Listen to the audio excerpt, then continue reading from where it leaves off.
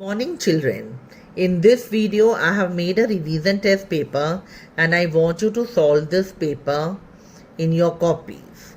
So the first exercise is filling the blanks. Okay children, and you have to write the entire statement along with the answers.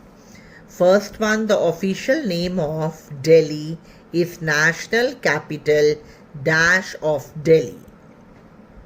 Second fill up, Kolkata is connected to the sea through the dash bridge. Dash, third one, dash is the most popular dance form of Chennai. Now children, the second exercise is true false. First is Chennai is the only city in India where trams run within the city. Second, the residence of the president is known as Qutub Minar. Third one, Durga Puja is the main festival of Kolkata. Now the third exercise, answer in one or two words. Now children, the third exercise is answer in one or two words. The first one, the man who planned the city of Delhi. Second, city known as the financial capital of India.